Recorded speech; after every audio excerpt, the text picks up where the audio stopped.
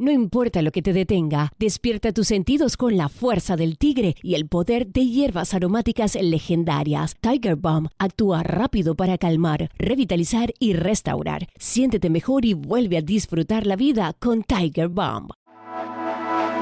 Ser podcast.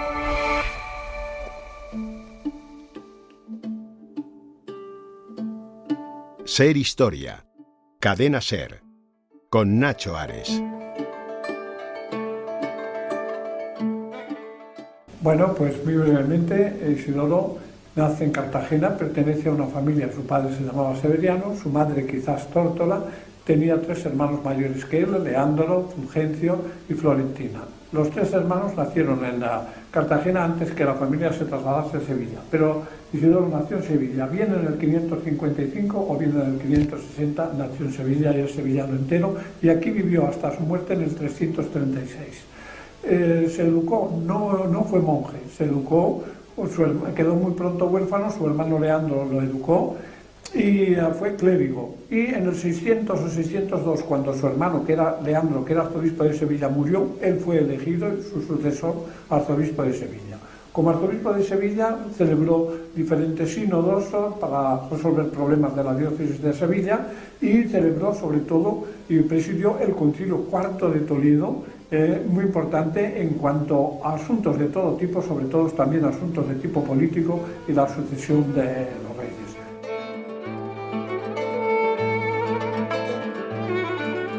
Fue uno de los intelectuales más importantes de la historia de España en esos inicios de la Edad Media. Me estoy refiriendo a San Isidoro de Sevilla, que luego acabaron sus restos en León. De ahí que tengamos en esta ciudad una maravillosa colegiata que lleva su nombre. Escuchábamos ahora a José Sánchez Herrero de la Universidad de Sevilla. Él es el editor de un libro fantástico en donde se recogen muchos de los trabajos precisamente de San Isidoro, a quien vamos a dedicar el cronovisor en este nuevo programa de Ser Historia. Como decía, es un personaje a caballo entre el siglo VI y VII antes de nuestra era, justo antes de, prácticamente unos 80 años antes de la llegada de la invasión musulmana, una época en la que sus trabajos, desde el punto de vista intelectual, desde el punto de vista de la literatura, de la filosofía, del pensamiento, pues marcan un antes y un después. Él escribió esa primera enciclopedia, por así decirlo, de todo el conocimiento habido por el ser humano entonces, ¿no? En esas fantásticas etimologías. A San Isidoro de Sevilla vamos a dedicar el cronovisor junto con Jesús Callejo, pero será uno solo de los muchos temas que vamos a tratar en este nuevo programa de Ser Historia.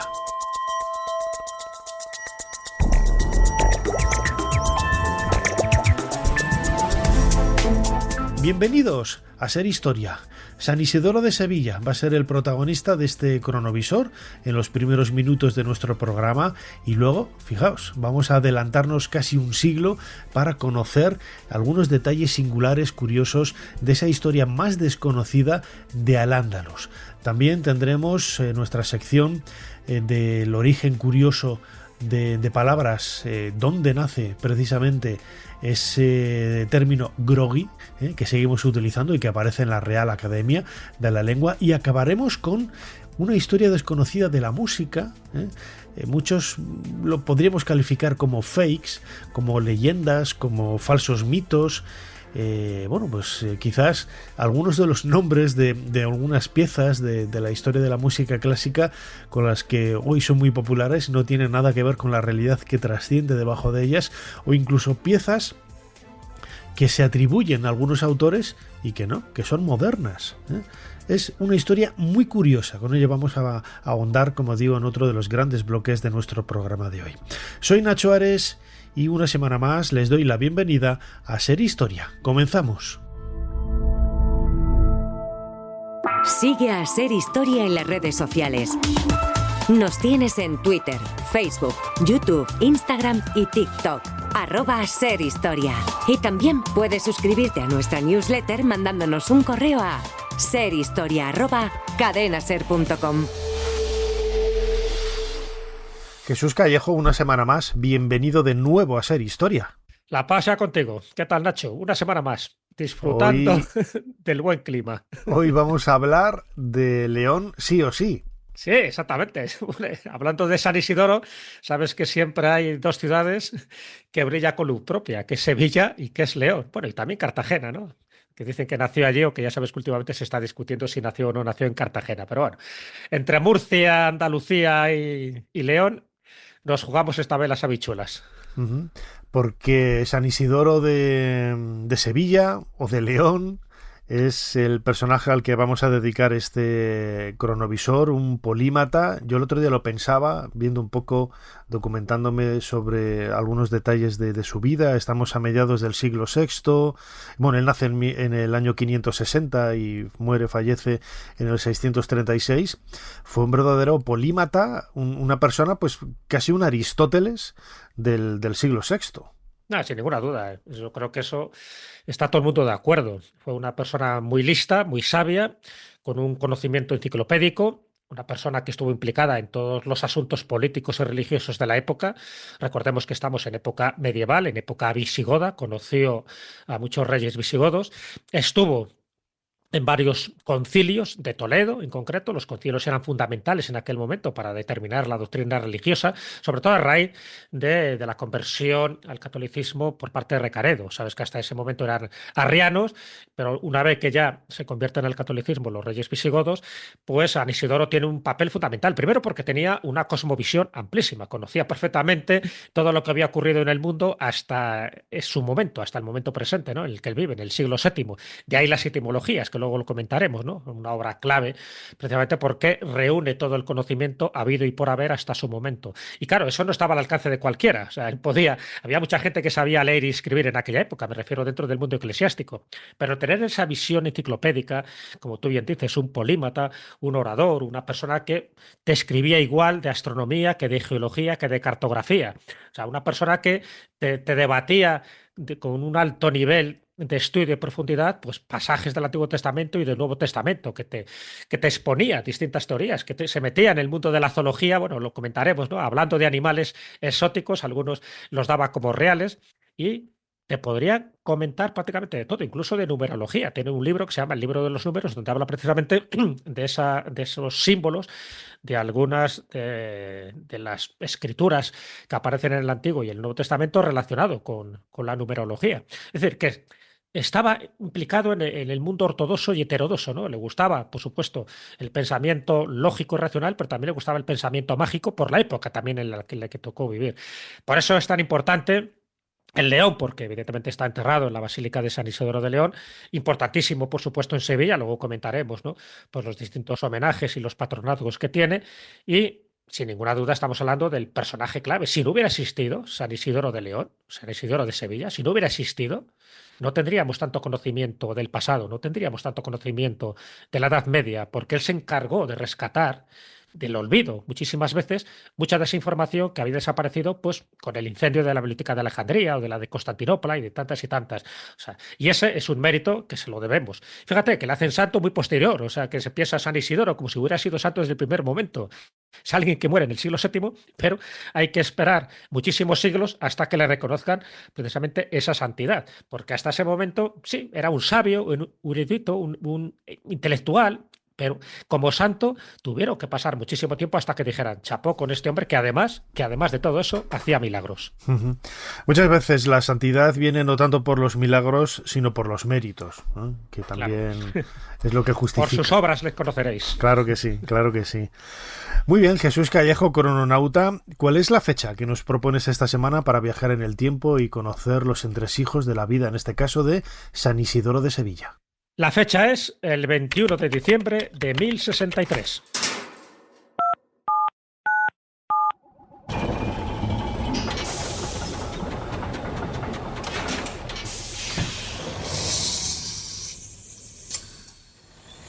Adelante, pasen. Jesús Callejo les está esperando junto al cronovisor.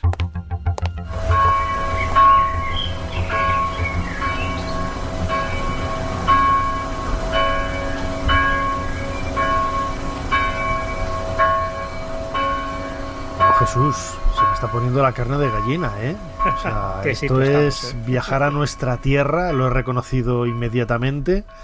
Estamos en San Isidoro de León, en nuestra tierra, en León. Fíjate qué bonito el ambiente que hay. Imagino que recibiendo los restos de San Isidoro.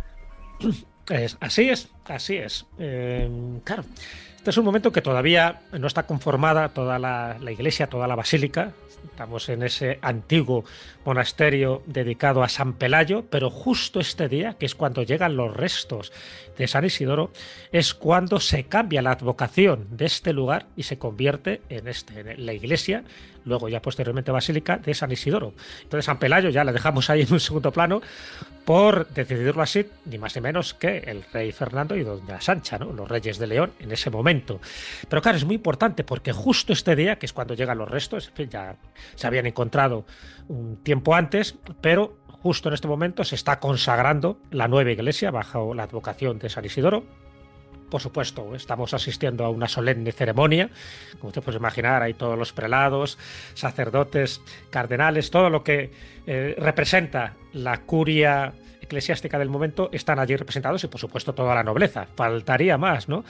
Y es importante esto porque vemos el arca, ese arca de plata que está llegando con sus restos, se está colocando en el altar mayor donde actualmente también se puede ver ese arca. Por cierto, sí, en el cráneo, luego comentaremos las vicisitudes que ha sufrido el cráneo de San Isidoro, pero es muy importante porque, como bien sabes, en aquella época también ocurría en Santiago de Compostela. Para engrandecer una iglesia y darle todo el prestigio necesario, era costumbre que hubiera reliquias, y si había reliquias de personajes importantes, pues mejor que mejor, ¿no? De ahí un poco lo de las reliquias de Santiago en la catedral, ¿no? Lo que entonces era la iglesia de Santiago de Compostela y luego convertida en catedral. Pues aquí ocurre lo mismo. ¿Qué es lo que decide Fernando I? Pues traer reliquias. Ojo, fíjate, y esto es curioso, ¿no? Para que veas cómo son los guiños del destino. La idea no era haber traído primero a San Isidoro, sino las reliquias de San Vicente que estaban en Ávila. Entonces ese era un poco el objetivo. Bueno, lo que ocurre es que le mandan al Vito de León, al obispo Albito de León, para que vaya recogiendo las reliquias de este santo, incluso también, pues, de otras mujeres, como era Santa Justa y Santa Rufina, pero... Y aquí viene lo curioso, y esto ya es leyenda, esto es una tradición, pero para que veas un poco cómo funciona también este tipo de entresijos. Lo que comentan es que tras un año de búsqueda no encuentran los cuerpos de Santa Justa, de Santa Rufina, ya se iba a ir al Vito y en ese momento tiene una visión. Y la visión se le aparece San Isidoro y le dice dónde descansa su cuerpo. Estamos hablando que están buscando en las afueras de Sevilla, ¿de acuerdo? Bueno, pues se le aparece San Isidoro y dice, a ver, no te vayas todavía, que mi cuerpo está enterrado en determinado lugar. Efectivamente, allí van. Y además le dice, en el momento que encuentres mis restos, tú te vas a ir conmigo al cielo. Le dice al Vito de León. Dice, vale. Efectivamente, excavan, encuentran el cuerpo incorrupto de San Isidoro y al tercer día fallece el obispo Albito. No sé si como agradecimiento, como recompensa o como maldición, pero lo hecho es que la palma al tercer día. Bueno, pues precisamente como encuentran los restos de San Isidoro es lo que hacen llevar a la Real Colegiata de la Basílica de San Isidoro y es lo que se entierra allí, ¿no? Lo que se conserva. Pero no era, en principio, lo que se buscaba en un primer momento porque habían desaparecido esos restos durante bastante tiempo desde que él había muerto. Fíjate que él muere en el año 636 y estamos hablando pues de un año ya bastante posterior. Bueno, pues ahí para que veas que a veces ahora San Isidoro, que tiene esa importancia capital, sus restos, en su momento se daba por desaparecido y mira tú por dónde, si es verdad lo de la visión, esta especie de aparición, pues gracias a eso en San Isidoro de León pues están enterrados. Por eso es un santo que tiene, como ves, muchos flecos, muchas aristas y muchas circunstancias entre lo histórico y entre lo sobrenatural. Por eso te comentaba este dato, porque al final, casi por casualidad, casi como un guiño del destino o un guiño del cielo, están actualmente en León. Fíjate, es el último padre de la Iglesia, es también considerado doctor de la Iglesia, y todo ello, como decíamos antes, gracias a su trabajo, ¿no? Más allá de ese ámbito eclesiástico, más allá de ese ámbito religioso, sobre todo por la cultura de la que hizo acopio y que dejó por escrito y que extendió, ¿no? Totalmente. Yo creo que esa es la gran labor que tiene San Isidoro, es precisamente la huella que dejó a todos los niveles, ¿eh? Era un hombre carismático, está claro, que se codeó con todo lo mejorcillo que había en aquel momento. Es cierto también la importancia que han tenido sus hermanos, no lo olvidemos, porque su padre, Severiano, de su madre prácticamente no tenemos constancia, solo tenemos una constancia pues un poco indirecta, pero de Severiano se sabe que tuvo 4 hijos. 4 hijos, uno era Leandro.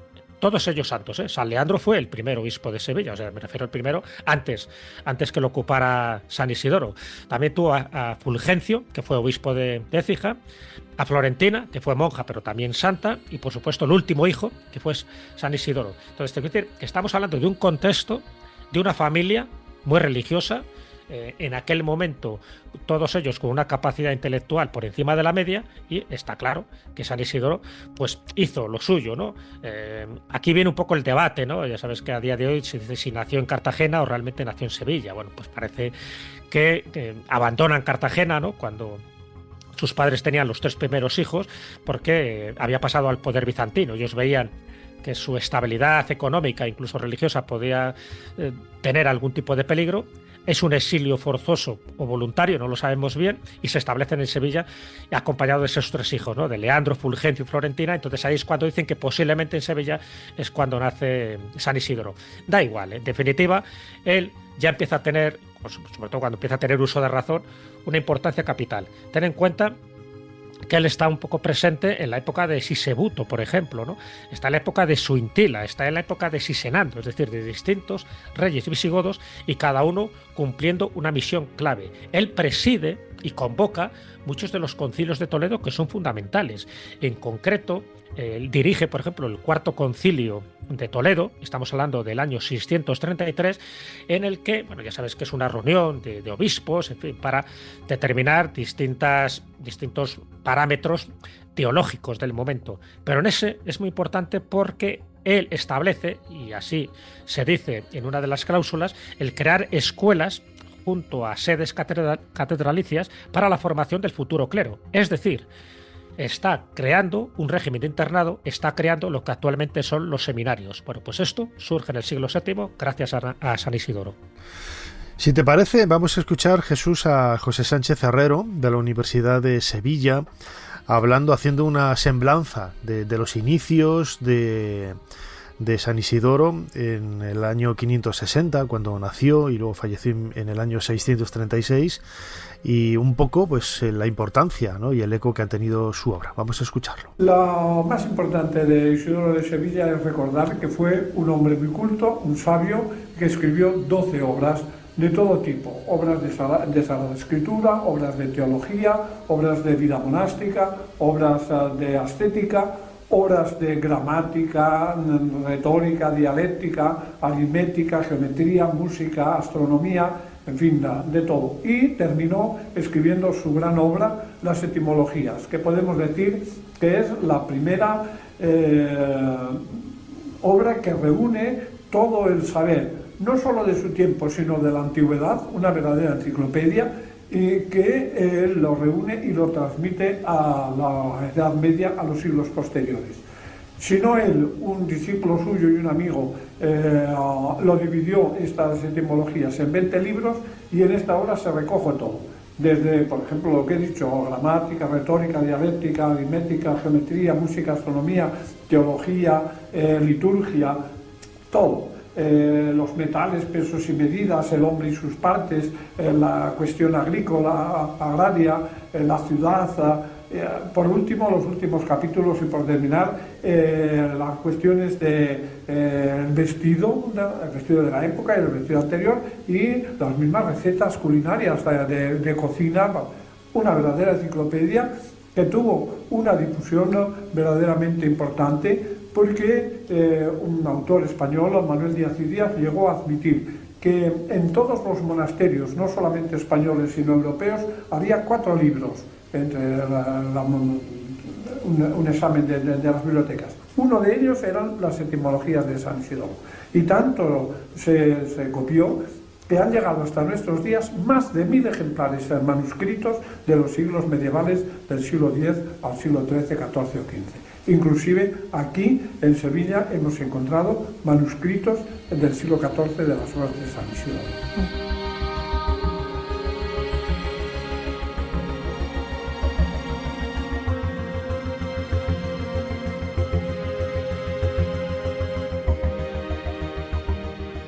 Jesús, hemos empezado hablando en este cronovisor de León, de San Isidoro, pero también tendríamos que hablar de Egipto, porque el propio nombre, Isidoro, Isidro, tiene su origen egipcio, ¿eh? Y fíjate, yo siempre he escuchado de Isis, ¿no? Un don de Isis, sí, un regalo de Isis, ¿no? De la diosa Isis, para que veamos, ¿no?, la importancia que tenía aún en el siglo VI la diosa Isis, que es precisamente ahora cuando empieza a fundir, ¿no?, muchos de esos arquetipos maternales, protectora del recién nacido con la Virgen María, ¿no? Sí, así es. De hecho, él conocía muy bien la historia, ¿no?, y la geografía egipcia. Bueno, conocía de todo, ya te digo, porque escribió libros de geografía.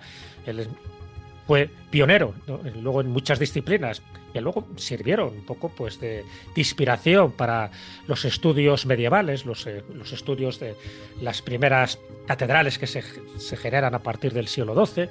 Y San Isidoro era un referente, igual que era Aristóteles. Has hecho muy bien la comparación al principio, porque Aristóteles se estudiaba sí o sí, creyeras o no creyeras en muchas de las cosas que dijo, y San Isidoro también. San Isidoro sin llamarle todavía San Isidoro, ya te digo, porque le canonizan de una forma muy tardía. Y está claro que él conocía de sobra todo ese tipo de elementos, incluso también de la fauna, de la flora. Sabía perfectamente lo que se había cocido en Egipto y la importancia capital que tuvo precisamente para la evolución de la cultura. Y eso, ya digo, queda reflejado en muchas de sus obras, por supuesto en sus etimologías, en esos 20 libros, ¿no?, en esos 448 capítulos, que prácticamente trata de todo, de lo divino y de lo humano. Egipto tiene una labor fundamental.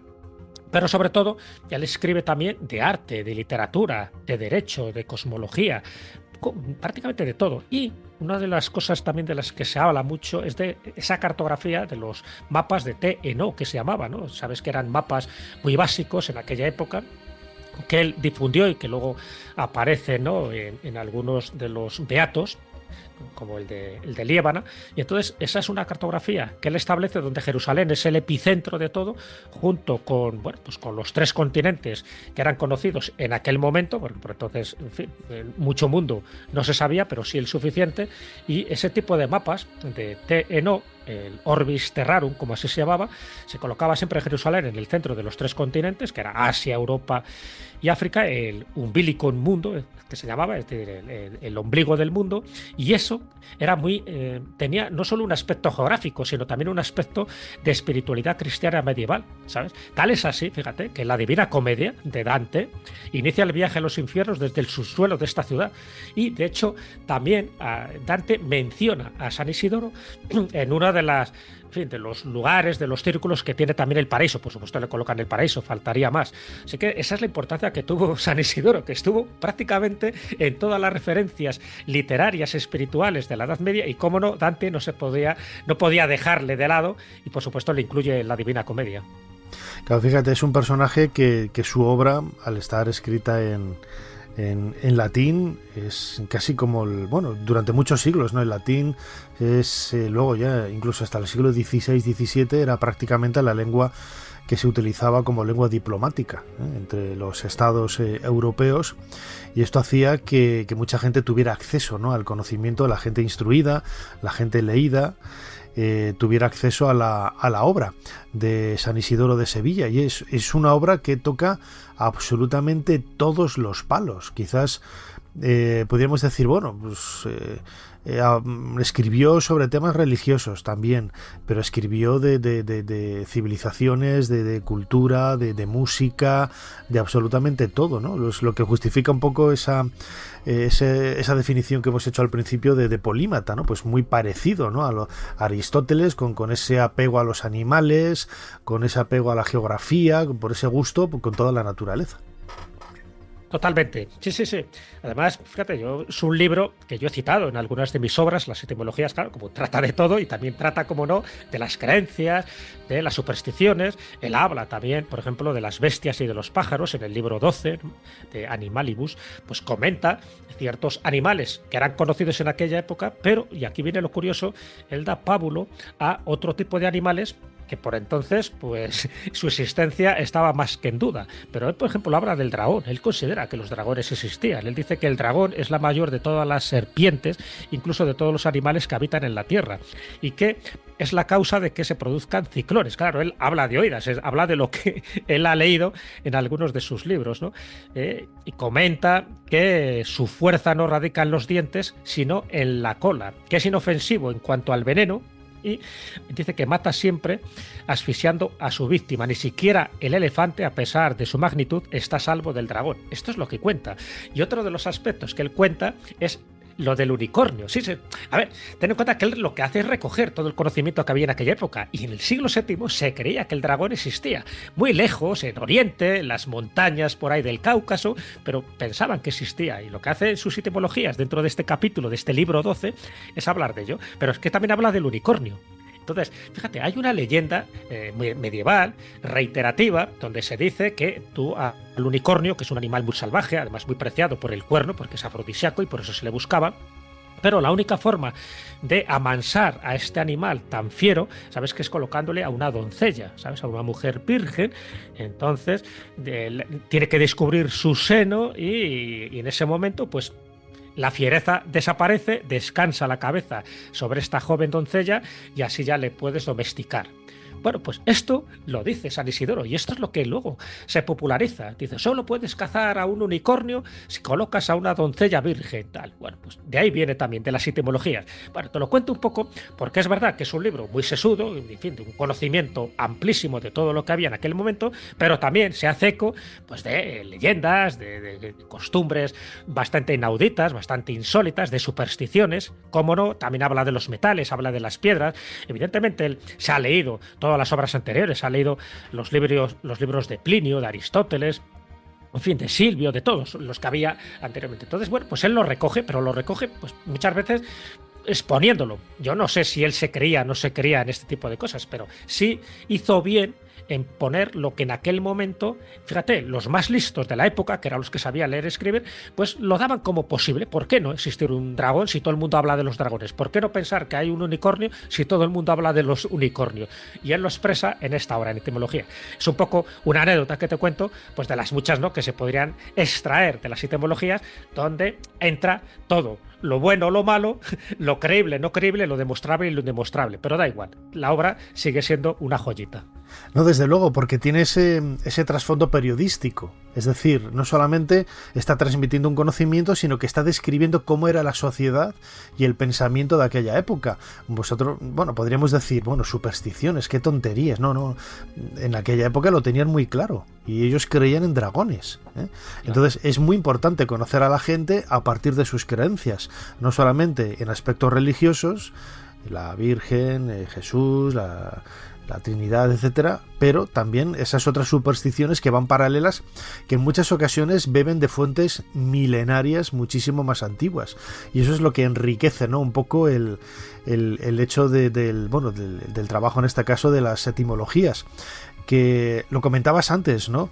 Ese apego también hacia aspectos que hoy podríamos entender muy esotéricos, pero que también en aquella época estaban muy ligados a la religión, como la numerología, ¿no?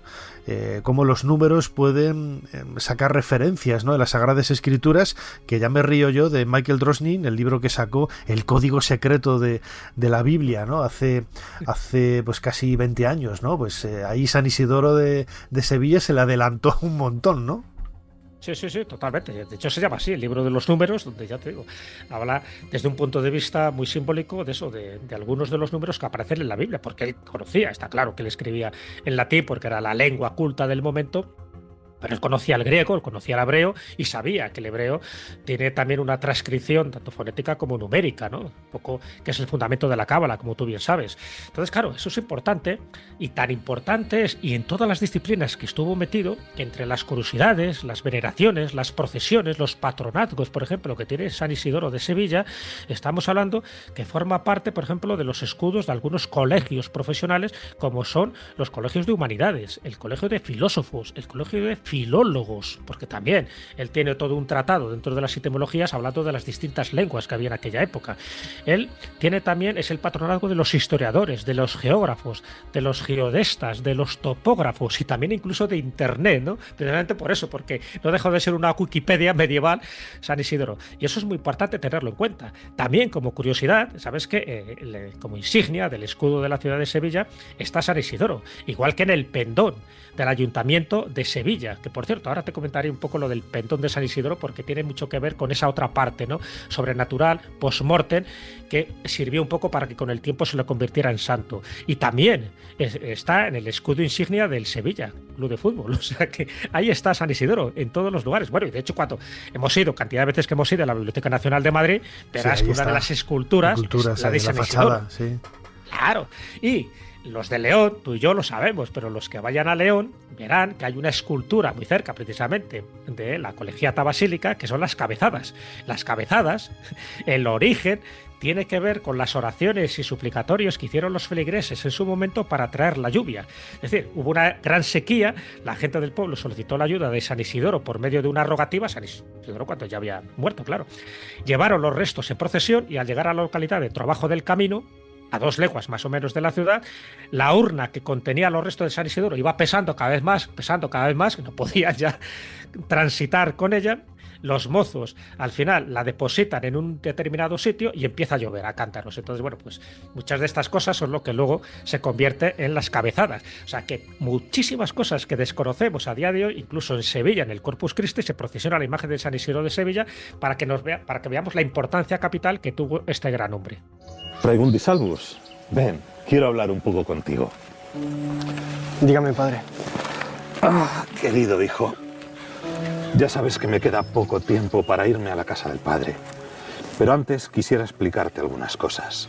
Sí, padre. Siempre he aconsejado abrir el corazón, confiar en un amigo, que quiera lo mismo, que ame lo mismo, tanto las alegrías como las tristezas, y el saber. Quien descubre con ánimo sereno los ultrajes que le han causado, pone de manifiesto el dolor de su corazón y echa fácilmente el veneno que arde en su espíritu. Pues las heridas del alma, puestas al descubierto, pronto se disipan, pero ocultas, exasperan demasiado. Como dice un poeta pagano, tanto más se aviva el fuego cuanto más cubierto se halla, pues el oculto abatimiento resulta vehemente e intenso, porque alimenta bajo el pecho la callada herida. Por tanto, Fregundi Salvus. Sí, padre, le escucho con atención. No olvides lo que te digo. Revela los ocultos vicios del corazón. Descubre al punto los malos pensamientos, porque, puestos a la luz, presto cura el pecado, mientras se aumenta el crimen al callarlo y crece la culpa con el silencio. Huir del vicio es mejor que corregirlo. No vaya a suceder que si en él incurres, no puedas ya volver atrás. Padre, ¿cómo puedo encontrar a Dios? ¿Cuál es el camino? Comprendo que con angustia me hagas esta pregunta, pues porque para uno lo primero es saber lo que se pretende y lo segundo conseguir lo que se desea. Ciertamente es un conocimiento imperfecto conocer el término del viaje y desconocer el camino por el que se debe andar. ¿De qué le sirve a uno contemplar una región feraz en tiempo de escasez y desconocer el camino que lleva a ella? Pero desde el llano siempre se ve el monte. Por lo tanto, con humildad, abre las Sagradas Escrituras, pues la altura de las Sagradas Escrituras es cual los montes de pastar. Cuando el justo la escala, se goza de haber encontrado el pasto de un alimento que nunca se acaba.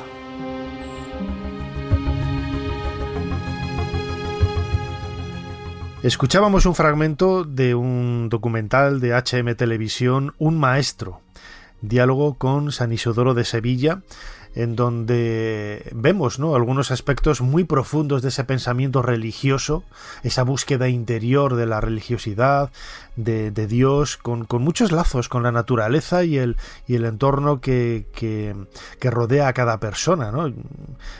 Yo he de reconocer, ¿no?, que soy muy zopenco, ¿no?, a la hora de leer este tipo de textos y claro, también quizás condicionado por el momento que estoy viviendo, ¿no? El siglo XXI, todo muy tecnificado, todo muy tecnológico, y es muy difícil pues extrapolar ese pensamiento quizás más trascendental que se pudiera tener en la Edad Media a lo que vivimos hoy, ¿no? Pero ese pensamiento, esa filosofía también estaba muy presente, Jesús Callejo, crononauta, en la obra de San Isidoro de León. Sí, totalmente.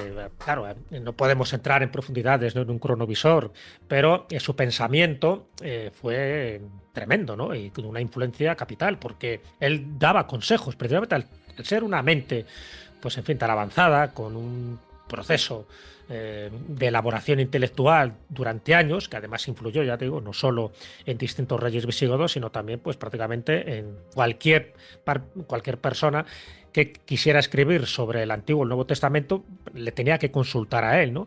Y muchas de sus frases están compiladas como si fueran pequeños ejemplos o píldoras de sabiduría. Él decía, una de sus frases es: debes compartir lo que sabes y además lo que aprendes, y así la sabiduría podrá alcanzarte. Decía que nunca retengas todo aquello que sepas, compártelo, ¿no? Y eso lo hizo, además, de una forma generosa en tantos y tantos libros que él escribió. Yo creo que eso es fundamental, ¿no? Alguien que fue tan generoso que en lugar de atesorar su conocimiento, como hacían otros, dice, bueno, yo esto me lo conozco y me lo quedo para mí porque esto me da poder y privilegio. No. Él lo compartía con todo el mundo. Él hizo una serie como de frases morales, ¿no?, de cómo se debe comportar no solo los dirigentes, que tener una conducta recta para ser honorables y para ser justos con sus súbditos, sino también en la vida cotidiana. Entonces, todo este tipo de cosas siempre se le menciona. Es un poco también como con Aristóteles o con Sócrates o con Séneca. Cuando decía Séneca, pues también muchas frases se le atribuyen a San Isidoro de Sevilla, fueran verdad o fueran mentira, pero siempre con ese carácter de sabiduría, como esas píldoras de conocimiento concentradas. Yo creo que eso es fundamental tenerlo en cuenta. Y tan en cuenta, y un poco ya te lo cuento como anécdota también, antes te lo dejé ahí en la pelota botando, que era el cómo, incluso después de muerto, porque ya sabes que aquí la importancia de alguien es cuando está en vida, pero también cuando está muerto, porque mucha gente muere y ahí se queda, ¿no? Se le olvida. Pero en su caso, y esto es lo paradójico también dentro de las muchas cosas que conocemos de San Isidoro, es el pendón de Baeza. El pendón de Baeza tiene que ver, estoy viendo ahora que tienes a tu gatito ahí precioso, ¿ves? A todos, se ha subido aquí a la mesa San Isidoro y se ha acercado. En pleno cronovisor y aquí está, ahí le tienes, y dando... ¿Qué tal, Majo? Bueno. Venga, perdona, Jesús, sigue. No, solo te contaba porque... Mira, con esta vida tan santa, con esta actitud tan intelectual, ¿cómo puede ser que en algún momento se le haya equiparado, por ejemplo, a Santiago Matamoros? Bueno, pues con el tiempo, y esto es curioso, nos vamos al año 1147, cuando en la toma de Baeza, este santo visigodo, sabes que aparece, dice la tradición, dice la leyenda, aparece en los cielos ondeando una flamante bandera a lomos de su hermoso corcel blanco, pues precisamente para conseguir que los cristianos vencieran en la batalla y por tanto los musulmanes pues acabaran derrotados. Claro, esto llama mucho la atención porque es el pendón que actualmente se puede ver, ¿no?, en la colegiata, en la Basílica de San Isidoro. Pero claro, es un pendón ya del siglo XIV, parece que es una copia del pendón original en su momento. Pero nunca me hubiera imaginado que este pendón de Baeza representara más o menos que un episodio bélico y que en este caso fuera el propio San Isidoro el que va cabalgando para ayudar a las huestes cristianas. Bueno, son elementos posteriores que se han añadido a la biografía de este santo. Lo mismo pasó con Santiago Apóstol, lo mismo pasó con San Millán, en fin, gente que no tenía nada que ver con este mundo bélico, pero sí que se convirtieron en iconos, en referentes para decir, San Isidoro nos protege, San Isidoro está con nosotros, y el pendón de Baeza es un elemento que todavía sirven con orgullo representando aquel momento histórico o legendario de aquella batalla. Fíjate, estaba recordando ahora el programa que hicimos de Ser Historia en San Isidoro, precisamente lo hicimos en la Sala del Pendón. y que recibe ahí un poco el nombre de toda esta historia, ¿no? San Isidoro de Sevilla, San Isidoro de León, es ese personaje, por desgracia, muy desconocido, ¿no?, de la historia de España. Es muy popular su nombre, pero pocos conocen realmente su historia, ¿no? Cuando se entra en la Biblioteca Nacional, lo decías antes, esa escultura sedente de San Isidoro como el abanderado, ¿no?, de las letras y de la cultura, ¿no?, medieval española, pues merece ese puesto, y por eso lo hemos traído a este cronovisor junto con Jesús Callejo. Jesús, como siempre, muchísimas gracias una vez más por habernos ayudado a hacer un poquito más de historia. Muchísimas gracias a ti. Siempre ha sido un placer hablar de este santo tan venerado y encima con tantas implicaciones en nuestra tierra natal. Nos vemos la próxima semana.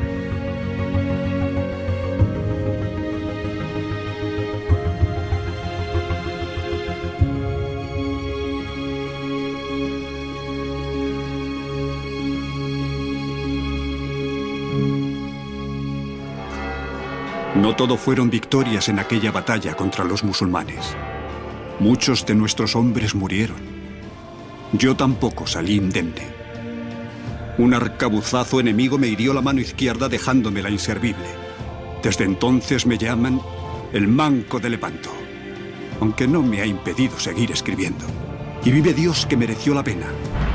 Ser Historia con Nacho Ares. Todo lo que quisiste saber de la historia, la madrugada del sábado al domingo, en la cadena SER. Año 711. El jefe militar musulmán Tariq Ben Ziyad lidera un ejército de árabes y bereberes que atraviesa el estrecho de Gibraltar. Su objetivo, la conquista de la península ibérica. Al-Ándalus fue el territorio que en la península ibérica estuvo bajo dominio islámico durante la Edad Media. Eso es el siglo VIII, el siglo en el que se inicia un despegue cultural en Al-Ándalus. Al-Ándalus sí que aportó una huella indudable a medio y largo plazo. Hubo un desarrollo científico en Al-Ándalus que permitió el desarrollo tecnológico, y esto fue gracias a la ingeniería, sobre todo. Hace más de 1000 años, bajo el gobierno omeya en Al-Ándalus, se produjo un gran florecimiento científico. Multitud de sabios encontraron la posibilidad de desarrollar sus conocimientos en aquella península dominada por los musulmanes.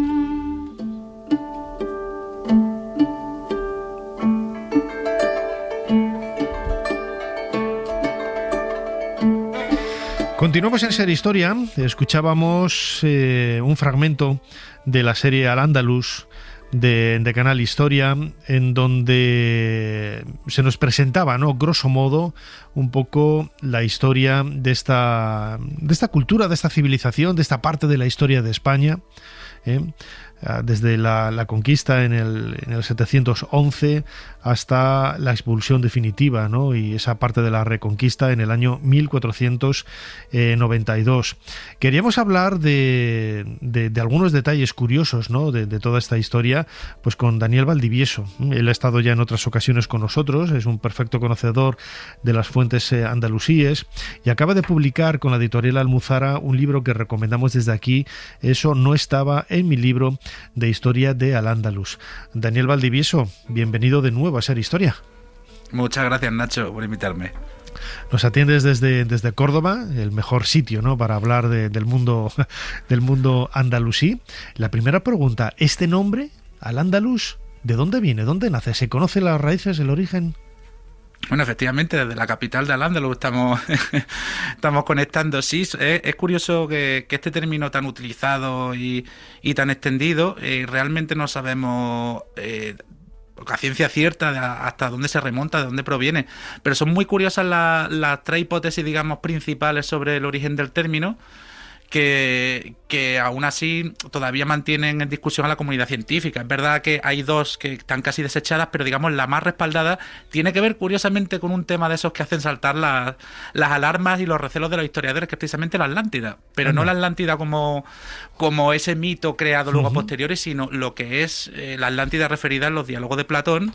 Evidentemente una obra clásica conocida por el mundo, por el Islam, digamos, primario, y que, claro, para identificar aquella península en el extremo occidental del mundo conocido, pues qué mejor que ponerle el nombre o nombrarla precisamente a raíz de esta conocida obra de Platón, los diálogos, y bueno, así quedaría reflejada como tal. Y bueno, lo que es la deformación al árabe del término griego, pues daría lugar al término que todos conocemos.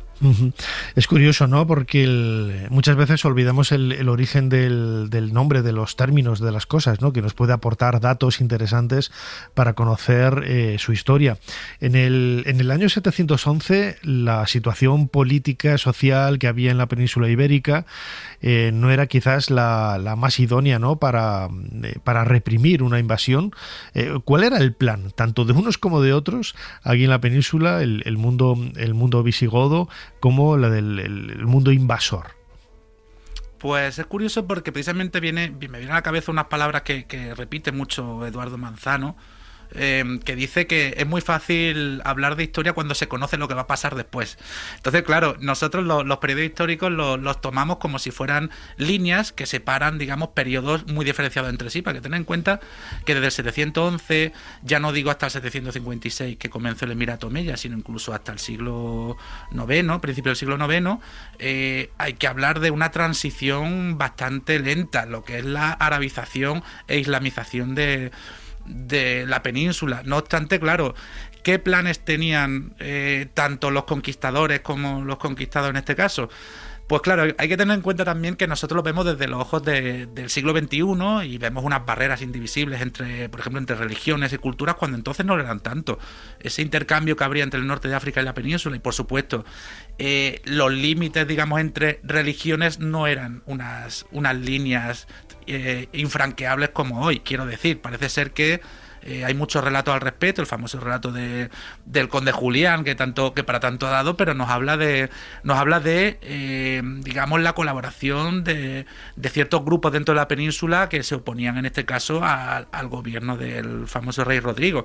Entonces nos puede sorprender cómo esas culturas y religiones diferentes colaboraban en este caso para deshacerse de un monarca con el que no querían, digamos, en Hispania.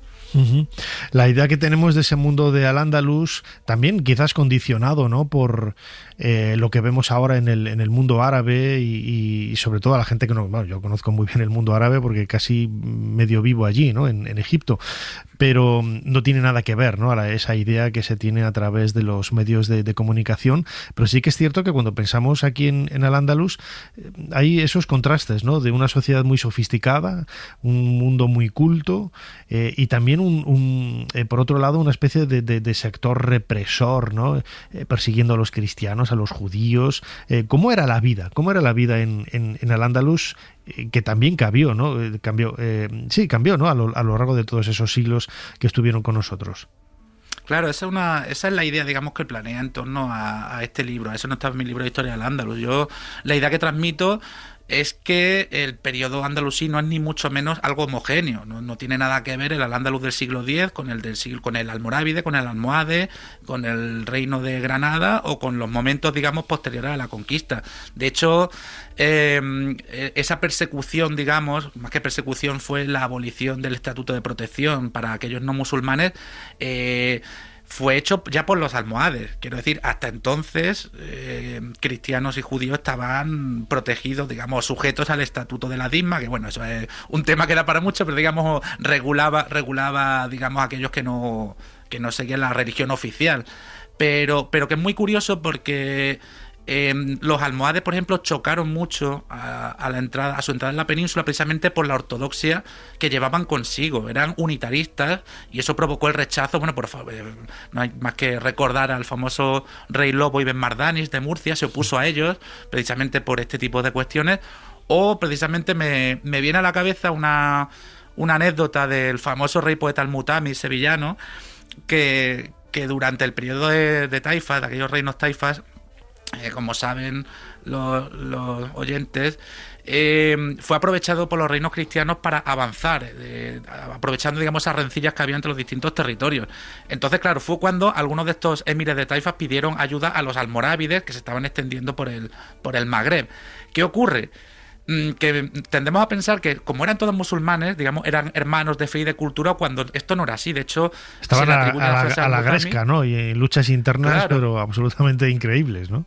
Claro, ¿no? Pero además se le atribuye una frase al Mutámid, pero de una fuente coetánea, por lo tanto representaría la realidad, que decía cuando estos almorávides estaban a las puertas de Sevilla, que la situación entre almorávides y cristianos pasaba como por ser porquero en Castilla o camellero en África. Quiero decir, los andalusíes tenían ya una identidad propia, una cultura propia, y por el hecho de ser también musulmanes, a los almorávides no quiere decir que lo aceptaran, más bien todo lo contrario, de hecho lo calificaban como camelleros. Entonces es muy curioso precisamente cómo hay diferentes periodos y diferentes etapas dentro de la historia del Al-Ándalus, que siempre se ha tratado como algo homogéneo. Fíjate, uno de los argumentos que se esgrime también pues desde hace ya casi un par de décadas, ¿no? Es esa convivencia o coexistencia que hubo entre judíos, cristianos y musulmanes en la España, bueno, la pre-España de aquella época. ¿Tú qué opinión tienes al respecto, ¿no? Porque siempre se ha idealizado esa convivencia. Es cierto que en muchos lugares se convivía, pero en otros también se ha tildado que más que convivencia había coexistencia, ¿no? Bueno, claro, yo normalmente intento no tener opinión, aunque la tenga, pero me remito a los datos históricos, ¿no? Y a las fuentes. Claro. A la información que arrojan las fuentes. Entonces es curioso porque el tema de las juderías, y por ejemplo, son conceptos muy posteriores, de hecho ya de época cristiana. Como decía antes, hasta el siglo XII no tendríamos esa abolición, esa obligación de convertirse al Islam o de huir de Al-Ándalus a aquellos cristianos y judíos. Pero lo que sí encontramos en los tratados jurídicos, que de hecho los tratados jurídicos son como los libros de casos que existen hoy en día, nos hablan de muchos casos, por ejemplo, de temas urbanísticos, y se hablan de los barrios en los que coexistían efectivamente judíos, musulmanes y cristianos. Otra cosa es que por conveniencia, digamos, social, alrededor de una sinagoga, alrededor de una iglesia, se congregará una mayor población cristiana o judía, pero no había ninguna política de segregación. Pero claro, por otro lado también este estatuto de la Dima de protección obligaba a judíos y a cristianos a el pago de un tributo anual, tanto, digamos, una tasa fija como sobre las posesiones o en proporción a las posesiones, a las tierras que tenían. Entonces, a ver, como suele ser, ni una cosa ni la otra.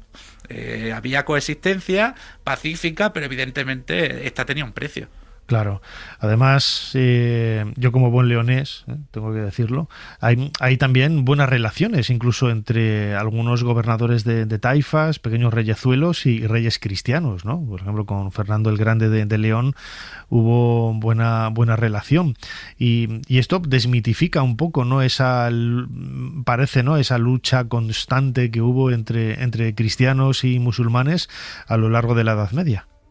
Claro, bueno, más bien una relación también de conveniencia, independientemente del interés cultural que habría a uno y otro lado de la frontera, que tampoco no era un muro infranqueable, sino que había mucha influencia cultural.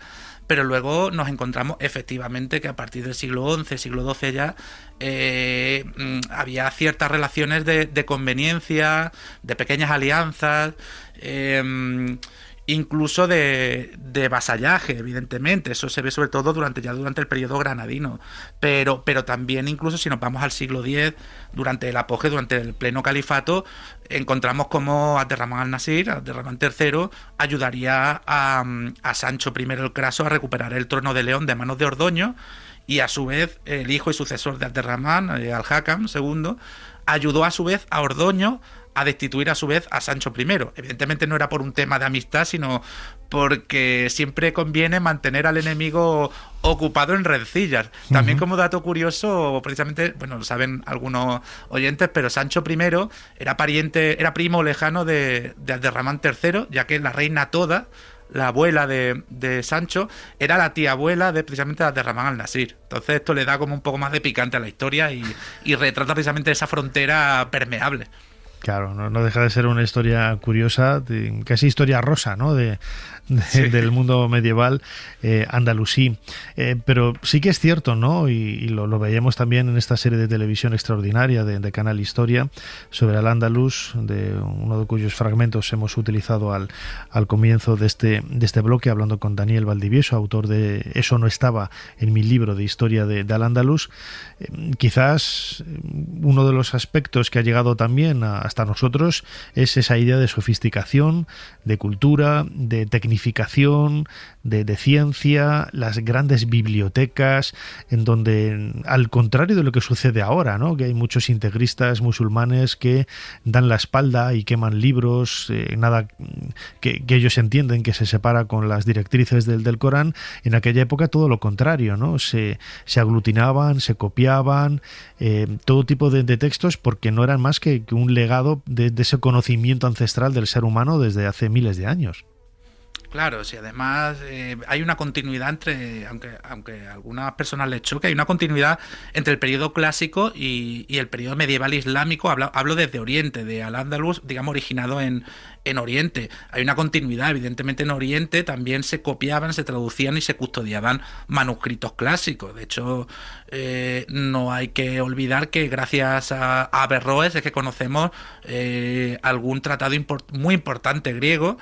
Pero no solo eso, es que también, evidentemente, durante el periodo califal en Al-Ándalus, es decir, siglo X, es cuando nos encontramos esa cúspide de aglutinar conocimiento, muchas anécdotas sobre los califas que invitan a diferentes sabios, mandan copiar, se gastan mucho dinero en viajes para ir a buscar manuscritos, algunos sabios que intentan congraciarse con ellos regalándoles lo que hoy sería, entre comillas, la primera edición de sus libros. Y es curioso porque tras el estallido de la Guerra Civil de Al-Ándalus y el periodo de taifas se produjo no una diseminación, pero sí estas pequeñas cortes impugnaban no solo por imponerse militarmente al resto, sino también culturalmente. Entonces hubo incluso una lucha cultural entre ellos para ver quién tenía la corte más floreciente. De hecho, entre ellas destacó precisamente la de Al-Mutamid de Sevilla.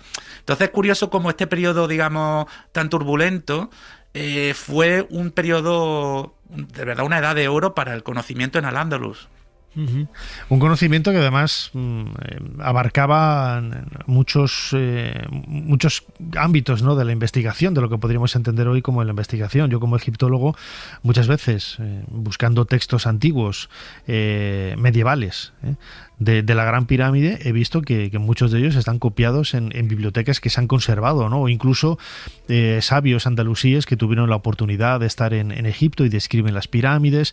Es decir, es un ámbito cultural muy, muy avanzado, nada que ver con lo que se veía en otros lugares en Europa, en donde casi todavía las bibliotecas, o por lo menos las universidades, no habían nacido. Ahí podemos decir que ellos estaban casi un paso por delante, ¿no?, en todo esto.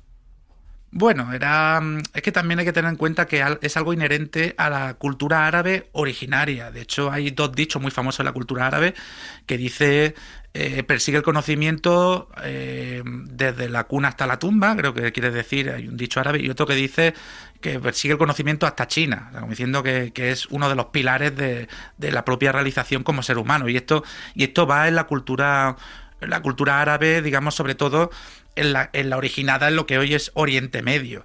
Entonces sí que es verdad que se abarcaron muchos campos. Muchos conocen a Basim Ben Firnas, está considerado el hombre que hizo el primer intento científico de volar, al famoso músico Cid Jab. La poesía en árabe, que luego llegó al Andaluz, en sí era una ciencia, la métrica era muy estricta, la gramática. Entonces quiero decir que la medicina, es a Abul Qasim, precisamente, nacido en Medina Zahara, parece ser, a quien se le atribuye el diseño del instrumental quirúrgico moderno, por ejemplo. Tenemos a Al-Gafeki, que habría hecho la primera operación de cataratas en Al-Ándalus. Aquí en Córdoba tiene un busto, pero yo siempre digo que el busto se tendrían que haber hecho al que se dejó hacer la operación de cataratas. También es verdad. Pero sí que es curioso que encontramos mucha disciplina, incluso la propia astrología, o sea, lo que es la ciencia de la adivinación, no solo estaba considerada una ciencia, sino también la mayoría de emires y califas tenían, o sus propios científicos, hacían de astrólogos, porque ellos querían consultar también el devenir de su reinado o cómo iba a ir a una batalla y demás. Y el propio Ibn Firnas, que tenemos como un científico ortodoxo, él hacía de astrólogo también para Abderramán II. Es interesante la historia de estos personajes. Ya como última pregunta, Daniel, son muchísimas las fuentes que han llegado hasta nosotros, por suerte, algunas se han destruido, pero ¿tú crees que nos queda mucho por conocer, por descubrir de esta fascinante etapa de la historia de España? Uy, ojalá, quiero decir, yo siempre soy optimista en cuanto a que todavía hay muchas fuentes que descubrir. El propio Ibn Hayyan, del que se conservan fragmentos de su colosal obra Muktabis, que abarca, digamos, varios lapsos dentro del periodo Omeya. Se ha conservado poco, pero tiene una obra dedicada exclusivamente a los amiríes, es decir, al Manzor y a sus 2 hijos y al gobierno que tuvieron, y ese podría darnos muchísima información, por ejemplo, de la famosa Madina de Al-Zahira, de esta ciudad palatina, de este palacio que construyó Al-Mansur, y del que el único vestigio que queda está precisamente el Museo Arqueológico Nacional, y es una pila de abluciones de la mezquita de esta ciudad, de este palacio, y son, digamos, fuentes escritas que yo creo que más que arrojar o darnos datos sorprendentes sobre la historia del Andalus, nos ayudarían a precisar ciertas cosas que hoy son un poco... Todavía hay cierta discusión alrededor de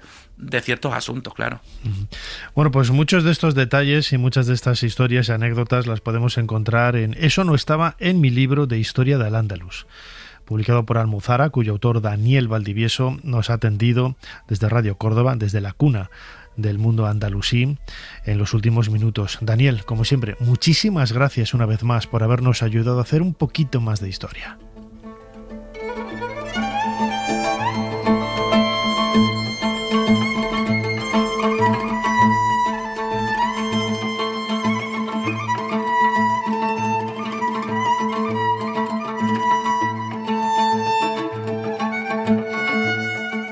El trabajo de Sir Leonard Woolley quedó empañado por el hallazgo casi simultáneo de Tutankamón en Egipto.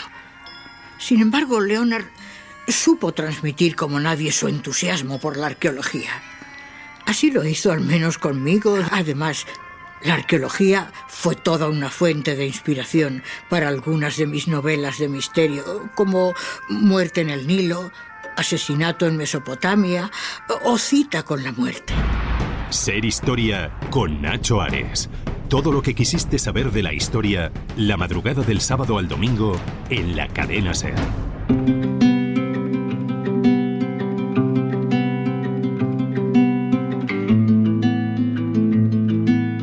Continuamos en Ser Historia y lo hacemos en esta ocasión volviendo a nuestra sección habitual de Historia de las Palabras, y lo hacemos cada pocas semanas con nuestro palabrista particular, José Luis Díaz Prieto. José Luis, bienvenido una vez más a Ser Historia.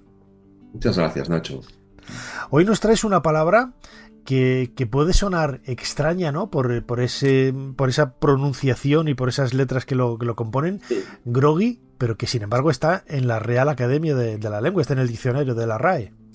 Sí, está en la RAE, por supuesto, y tiene además usos diferentes, porque se usa lo mismo para alguien que se ha levantado un poquito atontado después de una noche mala o un sueño demasiado profundo, que a un boxeador que está a punto de ser noqueado, que incluso a un partido político que está en apuros. O sea, se aplica a muchas situaciones, pero es una palabra, efectivamente, ahora lo veremos, de origen inglés, pero un origen muy curioso y que nos lleva a la historia, claro. Sí, tiene además, te iba a decir, un origen histórico, además con uno de los personajes que yo creo que en la última década se ha recuperado, ¿no? Porque estaba ensombrecido, ¿no? Blas de Lezo, el medio hombre, esa figura tan emblemática de la historia de España y la lucha, ¿no? contra los ingleses. Y que en el entorno histórico, ¿no? de este personaje es donde nace precisamente la palabra grogui. Sí, todo tiene que ver con el almirante Vernon y la Guerra del Asiento, la famosa Guerra del Asiento, que tuvo lugar entre 1738 y los siguientes años, entre los ingleses, que querían tener ciertos privilegios comerciales en Latinoamérica, y los españoles, el Imperio Español, que preservaba esos derechos, ¿no? Entonces, eso llevó a la terrible derrota de Portobelo, del Imperio Español. Por eso hay una calle que se llama Portobelo, en Londres. Y luego, 3 años después, el almirante Vernon reunió una flota gigantesca, una flota que no se ha conocido otra flota más grande hasta Normandía, una flota de 180 barcos, destinado a aplastar a Blas de Lezo, que estaba entonces como defensor ocasional de Cartagena de Indias, que era el gran puerto de salida de toda la riqueza latinoamericana, ¿no? Entonces, ¿por qué hablamos de Vernon en relación con Groggy? Pues es muy bonita la explicación. Bueno, hay que decir que la batalla que libró Vernon fue un desastre para él. Él, con 180 barcos y con 26.000 hombres, creía que iba a ser realmente pan comido. Acabó groggy, ¿no? Podríamos decirlo, casi, ¿no? Antecediendo un poco el sentido de la palabra que nacería en esa época, ¿no? Acabó mal por mucha astucia por parte de Blas de Lezo, que fue astuto. Mucha gente no sabe que uno de sus trucos fue, sabía que iban a escalar el castillo de San Felipe con escalas los ingleses, pero conocía la longitud de las escalas. Entonces se preocupó de cavar al pie de la muralla para que las escalas no sirviesen. Y cuando los ingleses llegaron a escalar, pues no podían, porque sencillamente les faltaban peldaños, ¿no? Les faltaban escalones, y murieron verdaderamente de una manera atroz a los pies de la muralla del castillo de San Felipe de Barajas, ¿no? Bueno, fue un hombre astutísimo, valiente como él solo, atrevido, y realmente apresó muchos barcos, o sea, destrozó realmente la flota británica y le hizo volver con la cola entre las piernas a Vernon, que ya se había tomado la libertad, creyendo que era pan comido, de informar a Inglaterra. Y Inglaterra había acuñado monedas diciendo: España se humilla ante el imperio inglés, ¿no? Sí, incluso bien, hay una anécdota que es, si tú consultas ahora esa batalla en la enciclopedia británica, no lo han corregido. Y sigue diciendo que ganaron los ingleses, cuando no fue así. Fueron derrotados por Blas de Lezo. Pues fue un desastre. O sea, de hecho, los ingleses perdieron decenas de barcos. No sé, he leído varias cifras, pero creo que son varias decenas de barcos, lo cual es interesante contrastarlo, por ejemplo, con Trafalgar, que los ingleses, la propaganda inglesa ha vendido como la gran derrota del imperio español y francés, y en Trafalgar realmente los ingleses solo apresaron 3 barcos, prácticamente. Los otros se hundieron, algunos más, pero 3 barcos nada más, mientras que en Cartagena de Indias los ingleses perdieron 30, 40, no recuerdo bien, pero una cifra espectacular de barcos, ¿no? Entonces el almirante Vernon usaba una ropa. Aquí vamos a hablar de por qué viene la palabra groggy. En un minuto lo contamos. Vernon utilizaba generalmente un abrigo de un tipo de tela que se llama, creo que en España se llama gorgorán, y es la tela que se utiliza en las condecoraciones. Es una tela muy suave, ¿no? Es una tela que está hecha de seda, de lana y con goma. Se usa también en ciertas pulseras, por ejemplo, de algunos relojes que llevan pulseras de tejido. Bueno, pues él llevaba siempre un abrigo de gorgorán, que en inglés se dice grogram, que viene del francés gros grain, grano grueso. En inglés grogram, y grano grueso en español, o gorgorán en español, ¿no? Entonces, aquí viene el tema. Vernon prohibió beber ron puro a sus soldados. Los marineros británicos tenían derecho a una taza de ron diaria. Pero eso realmente al final acaba, quizás por las nuevas formas de fabricar ron, etcétera, creaba problemas de que acababan fatal, y en la batalla ya no sabían a quién disparaban los cañones, ¿no? Entonces Vernon, muy prudentemente, hizo una cosa intermedia. Permitió que se siguiese bebiendo ron, pero diluido en agua, ¿no? Entonces, como a Vernon los marineros le llamaban el viejo grog, por lo del grogram que hemos visto, pues a esa bebida de ron con agua, diluido con agua, le acabaron llamando grog, que es, yo creo que mucha gente en algunos bares de cócteles se toma también grog, que es ron con agua caliente, ¿no? Entonces, de ahí viene la palabra grog. Pero los marineros, ¿qué hacían? Pues en lugar de tomar una taza, se las arreglaban para tomar 2, con lo cual acababan todavía peor de lo que hubiesen acabado si tomasen ron puro, porque se hinchaban realmente a ron diluido en agua, ¿no? Y eso es lo que acabó creando la palabra groggy, para definir a alguien que estaba pues bastante borracho, que estaba muy borracho, ¿no? Derivado precisamente del grog del almirante Vernon. Groggy luego se utilizó para los por ejemplo, en el siglo... hay una revista inglesa, The Gentleman Magazine, que ya en 1770 dice que grog es una de las 80 palabras que se utilizan en Inglaterra para borracho. 80 he dicho, hay 80. Es que había muchos borrachos allí, y bueno, y los pues hay sí, todavía, sí. Ya sabes que hay una teoría que dice que en Alaska o en el Polo Norte hay decenas y decenas de palabras para definir la nieve, porque hay mucha nieve. Pues aquí habría que pensar que los ingleses tienen también 80 palabras para definir la borrachera, pues porque también debe haber allí mucha de esa borrachera, ¿no? Entonces también luego se ha utilizado groggy para referirse a los caballos cuando están débiles de piernas y cuando tambalean, ¿no? Y también en inglés ahora se usa mucho groggy para referirse al que está aturdido por drogas, ¿no? Por drogas, por alucinógenos, etcétera, ¿no? Así que groggy es una palabra derivada del almirante Vernon, que usaba un abrigo de grogren, de grogram, y los marineros se hinchaban a beber la bebida que había ofrecido como alternativa de ron diluido en agua, ofrecido el almirante Vernon. Esa es la razón de groggy, y hay que escribirlo siempre, atención, hay que escribirlo siempre de la manera como lo leemos, G-R-O-G-U-I, no hay que poner groggy con 2 Gs ni nada, que muchas veces ni siquiera son palabras inglesas. Groggy es una palabra castellana bien asentada en nuestro idioma y con un origen muy divertido. Desde luego que sí, y es un poco lo que intentamos aprender, ¿no? Cada pocas semanas en esta sección de Historia de las Palabras, como hacemos siempre con José Luis Díaz Prieto, nuestro palabrista particular. José Luis, como siempre, muchísimas gracias una vez más por habernos ayudado a hacer un poquito más de historia. Un placer, Nacho, un placer.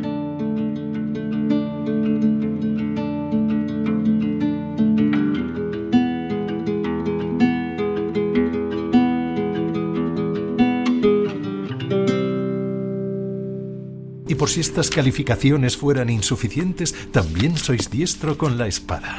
Demasiado, quizás, a juzgar por ciertas reyertas que habéis protagonizado en tabernas y otros antros. En resumen, sois un erudito con ínfulas violentas, exactamente la persona que precisamos. ¿Que precisa quién, si me está permitido preguntar? Mi propia familia, los Walsingham, y por supuesto su majestad, la reina de Inglaterra. Ser Historia con Nacho Ares. Todo lo que quisiste saber de la historia, la madrugada del sábado al domingo, en la cadena SER.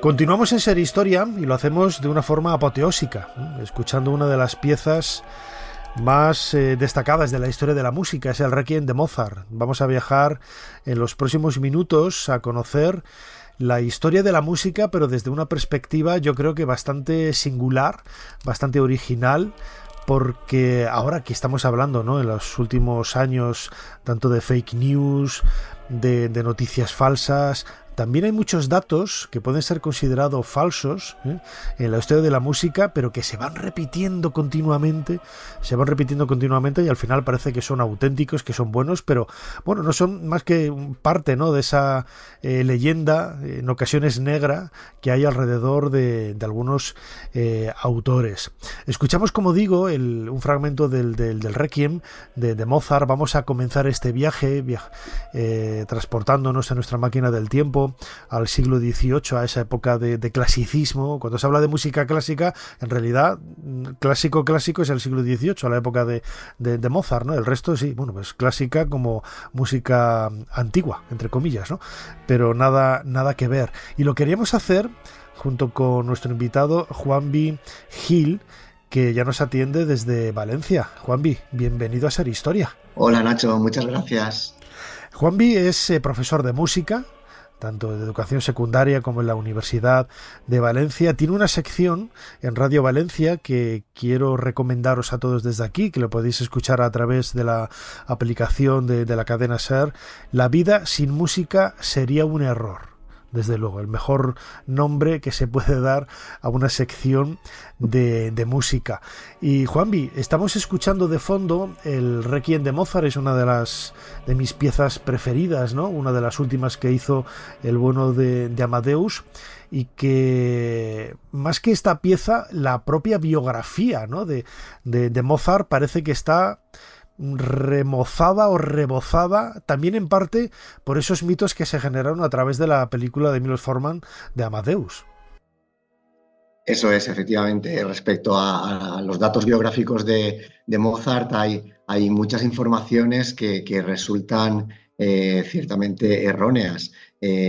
Algunas veces por no conocer bien qué es lo que ocurrió, y en otros casos pues simplemente por deformaciones que han venido pues por la poca información que tenemos desde el siglo XVIII, por los primeros autores que elaboraron biografías de Mozart, o sobre todo por la película, como tú muy bien has dicho, la película Amadeus de Milos Forman, que es una gran película, una película que además tuvo 8 Oscars, que es una película que tuvo mucha repercusión, sigue teniéndola y regularmente pues se sigue emitiendo y es una película que aporta muy buenos datos respecto a la vida de Mozart.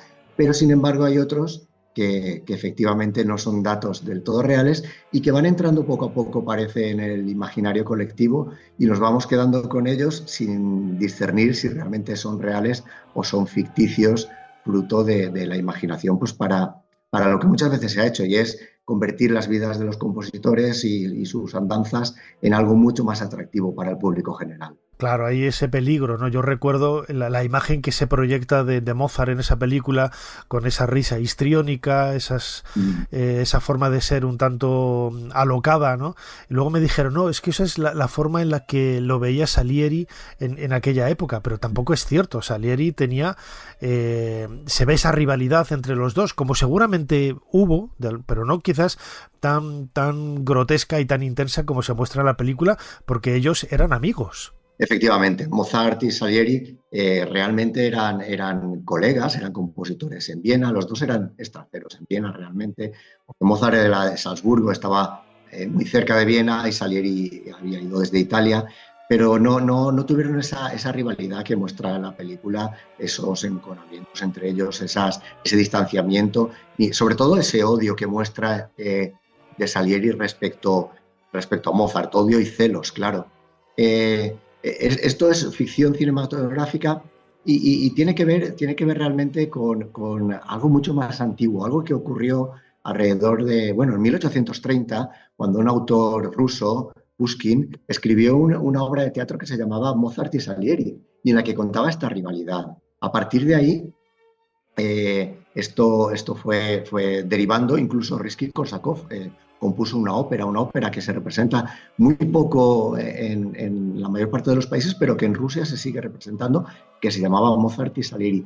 Y ahí es donde se basa Milos Forman en su película Amadeus. Lo que sí que sabemos es que probablemente Salieri, que vivió bastantes años para la época en la que sabemos también que no vivía la gente demasiado tiempo, pues en sus últimos momentos tuvo problemas mentales, estuvo internado, y parece que dentro de esos problemas mentales empezó él a contar una historia de que había envenenado a Mozart y de que lo odiaba, pero no era más que fruto precisamente pues eso de eso.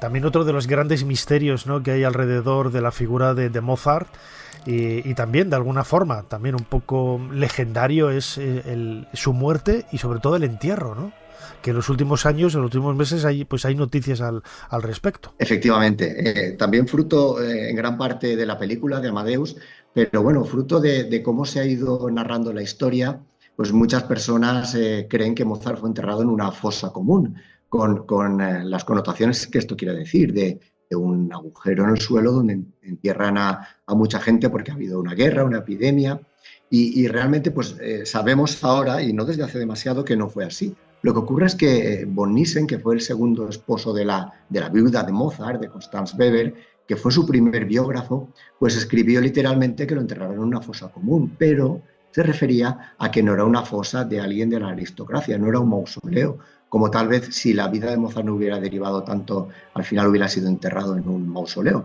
sino que fue enterrado en un lugar normal de gente de la burguesía, al igual que también se cuenta que fue enterrado en un día lluvioso, y esto forma parte también de la historia para agrandar esta figura de Mozart. De hecho, ya sabemos que fue un día que no llovió en Viena, que hubo una temperatura fría, porque era invierno, era diciembre, pero que no llovió, con lo cual todo esto, que además aparece en la película muy, muy exagerado, muy versionado para el cine, pues no es real.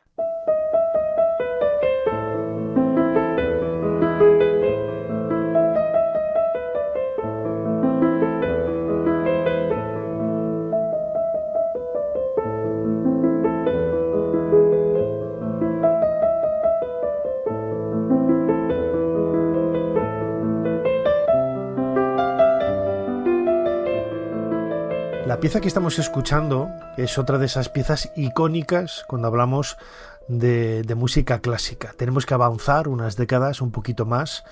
Dejamos Austria, nos metemos en Alemania y en la vida de Ludwig van Beethoven.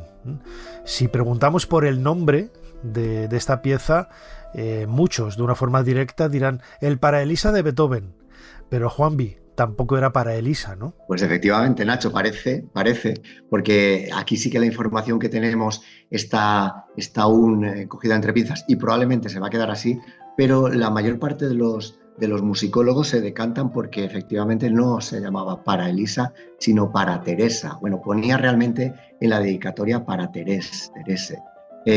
Lo que ocurre es que Beethoven tenía una caligrafía realmente mala, como podemos ver viendo sus manuscritos, sus cartas, sus cuadernos de conversaciones, que por cierto también fueron manipulados por uno de sus mejores amigos, Schindler, que tras la muerte de Beethoven lo que hizo fue destruir unos, manipular otros, escribir sobre ellos para poder contar la vida de Beethoven como a él le interesaba. Pues bueno, perdón por este inciso, pero parece que en la partitura, una partitura que es de 1810, pero que se encontró en 1867, es decir, después de la muerte del músico, después de la muerte de Beethoven, otro músico, Ludwig Noll, la encontró y fue el que la acabó realmente porque era un esbozo y parece que estaba dedicada realmente, que la dedicatoria ponía que era para Teresa.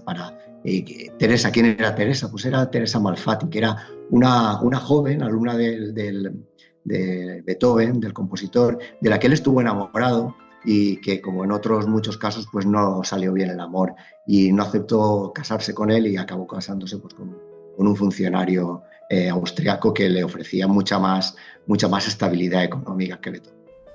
Es curioso, ¿no? Cómo una mala caligrafía puede cambiar la historia de una pieza. Es decir, la pieza sigue siendo la misma, pero claro, Elisa también es un nombre más evocador, ¿no? Teresa es más común, Elisa es un nombre más extraño, más exótico, si cabe, pero entra un poco en esta dinámica.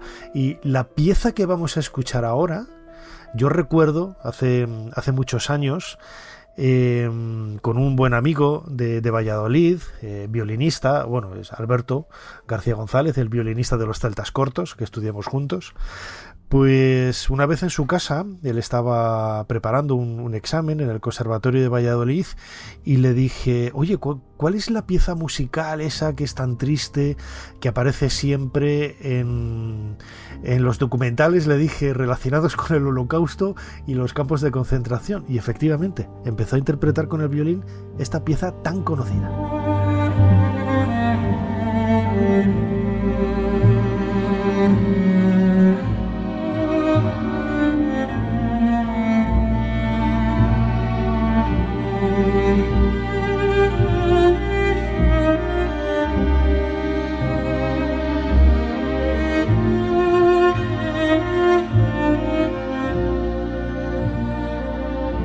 Es el celebérrimo Adagio de Tommaso Albinoni, una de las piezas barrocas más increíbles, pero que también tiene su leyenda. ¿Por qué?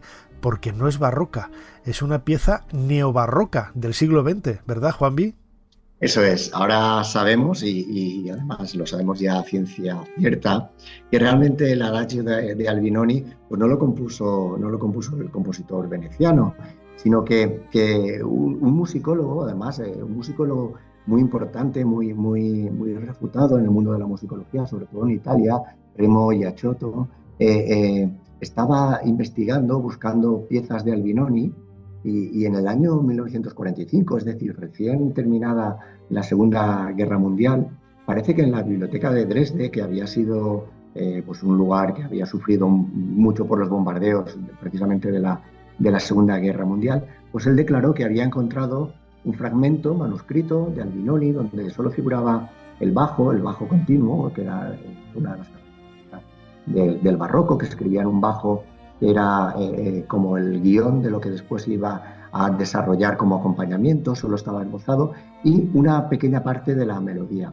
Entonces, Giaciotto lo que hizo fue, según él, terminar de arreglar esa melodía y la vendió al mundo. De hecho, fue publicada en el año 1958 como el Adagio de Albinoni. Pero estudios posteriores pues nos han hecho ver que efectivamente fue el propio Remo Giacchotto quien la compuso de forma íntegra. Ahora el hombre ya falleció, con lo cual no ha pasado a la historia como el compositor de esta pieza tan famosa, sino que ha pasado a la historia como una persona que como has dicho al principio, pues hizo una noticia falsa, precisamente porque resultaba mucho más atractivo pues anunciar que había encontrado una partitura inédita de Albinoni, que la había encontrado en Dresde y en el año 1945. Eso era mucho más atractivo que presentarle la partitura como suya, que tal vez no hubiera tenido el éxito que tiene. Claro, yo estaba pensando ahora precisamente eso, ¿no? De una pieza tan hermosa, tan bonita, tan bien trabajada, tan bien hecha, porque claro, engañó durante mucho tiempo a verdaderos expertos de música barroca, ¿no? Del siglo XVII, porque Giacchotto no lo sacaría como una pieza propia. Tan poca fe tenía en sí mismo. Claro, Giacchotto realmente era un musicólogo, era un estudioso, una persona que lo que hacía era intentar recuperar partituras, intentaba, cuando las partituras estaban incompletas, como el caso tal y como él lo contó, que luego sabemos que no es cierto, pues intentaba terminarlas siguiendo la misma línea que llevaba el compositor, pero él como tal no tenía, digamos, las herramientas como para ser un gran compositor. Sin embargo... Bueno, menos mal, claro, porque aquí le salió redondo, vamos. Claro, ¿Cómo que no tenía las herramientas? Era un crack el tío. Claro, tuvo la habilidad de componer hacerlo pasar por Albinoni, y que durante décadas todo el mundo haya pensado que esto era Albinoni. De hecho, bueno, todo el mundo conocemos muchísimas grabaciones, las típicas grabaciones que ahora no están tan de moda, pero de los años 80 y 90, de los mejores adagios. Sí, the very best of, sí. Tenía que estar el adagio de Albinoni. Y el canon de Pachelbel y claro, 4 cosas más, sí. Eso pues, sí. Eso es un clásico, nunca mejor dicho. Entonces, realmente, este musicólogo sí que tenía las herramientas, pero no tenía las herramientas para ser un gran compositor por sí mismo, sino las herramientas para imitar de forma magistral, yo creo, en este caso, para imitar el estilo de un compositor al que, dicho sea de paso, había estudiado muchísimo. Es decir, era un gran entendido en la obra de Albinoni, Giacchotto. Me recuerda un poco también la historia de Rondó Veneciano en los años 80 y 90, que era una música neobarroca, medio disco, con piezas que bien orquestadas, bien trabajadas, también harían pasar, ¿no? Totalmente, porque estaban muy bien escritas por piezas barrocas. ¿Cuándo empieza a descubrirse el entuerto y el mérito realmente de Giacchotto? Bueno, pues empieza a descubrir hace realmente poco, hace alrededor de 2 décadas es cuando se descubre. Es decir, que él muere en 1998 sin que se haya deshecho el entuerto, digamos, y es ya en nuestro siglo, en el siglo XXI, cuando diferentes otros musicólogos, claro, él era un estudioso, pero hay otras personas que también hacen lo mismo, pues estudiando la obra, estudiando el supuesto manuscrito, pues llegaron a la conclusión de que efectivamente todo había sido fruto de un engaño del que él, pues durante 50 años se mantuvo con la boca cerrada, y además viendo cómo el adagio se hacía famoso. Claro, él perdió de alguna forma, perdón por este chascarrillo, los derechos de autor, porque si lo hubieran usado como una obra propia, probablemente no se hubiera programado, efectivamente, pero por otra parte, pues realmente esta obra es suya. Uh-huh. Lo llamativo de todo esto es que, claro, hace mucho yo que no sigo yo esta tournée de conciertos, pero es una pieza que se sigue interpretando, y buscamos en YouTube, por ejemplo, o en discos relativamente modernos, se sigue mencionando como una obra de Albinoni, o ya se pone ya entre comillas. Sí, se sigue mencionando.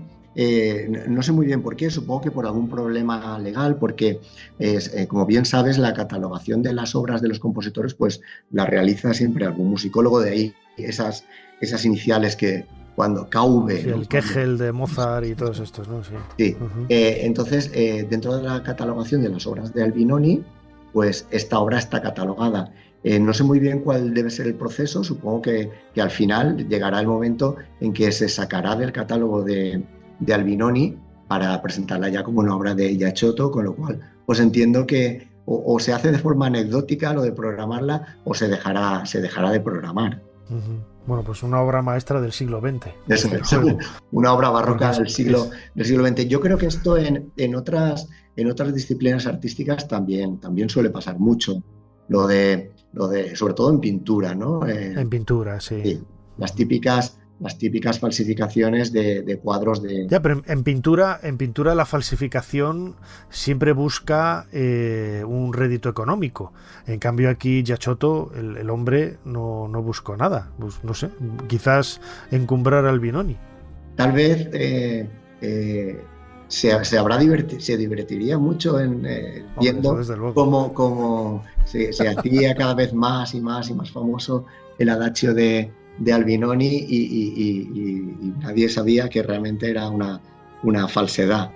Y luego nos preocupamos por la inteligencia artificial. Efectivamente.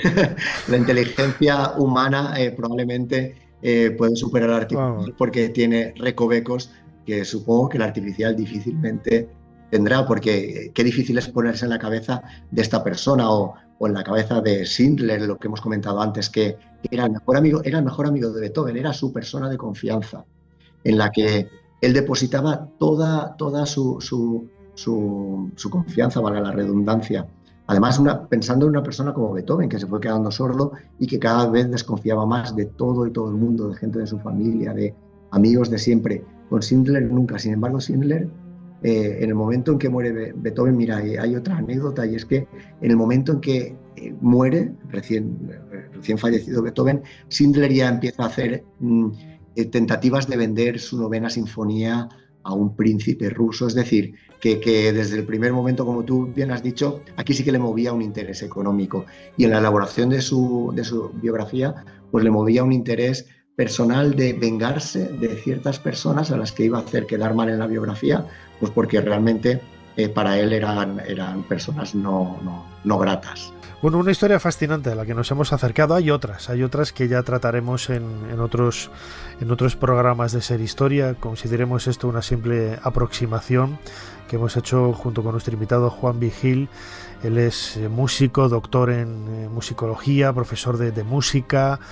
Tiene esa sección que os invito a escuchar, ¿no? La vida sin música sería un error. Lo podéis escuchar a través de los podcasts de Ser Podcast que él tiene en Radio Valencia. Como siempre, Juanvi, muchísimas gracias una vez más por habernos ayudado a hacer un poquito más de historia. Muchas gracias a ti, Nacho, ha sido un placer, y cuando quieras pues estaremos dispuestos a seguir desentramando un poco las historias de la música.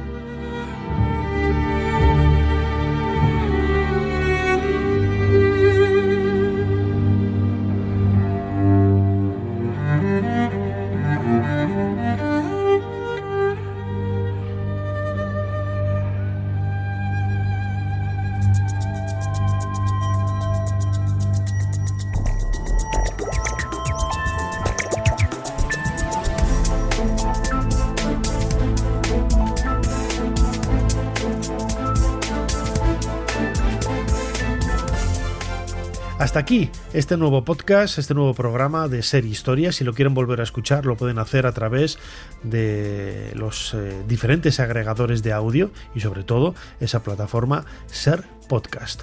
Como siempre, Fermín Agustí ha estado en la producción del programa, Ana Caballero controlando las redes sociales y echando una mano en la producción, José María Sendra a los mandos de esta máquina del tiempo, y delante del micrófono vuestro humilde servidor Nacho Ares. Les dejamos con más entretenimiento y cosas aquí en la cadena Ser. Hasta la semana que viene. Para no perderte ningún episodio, síguenos en la aplicación o la web de la Ser, Podium Podcast o tu plataforma de audio favorita. No importa lo que te detenga, despierta tus sentidos con la fuerza del tigre y el poder de hierbas aromáticas legendarias. Tiger Balm actúa rápido para calmar, revitalizar y restaurar. Siéntete mejor y vuelve a disfrutar la vida con Tiger Balm.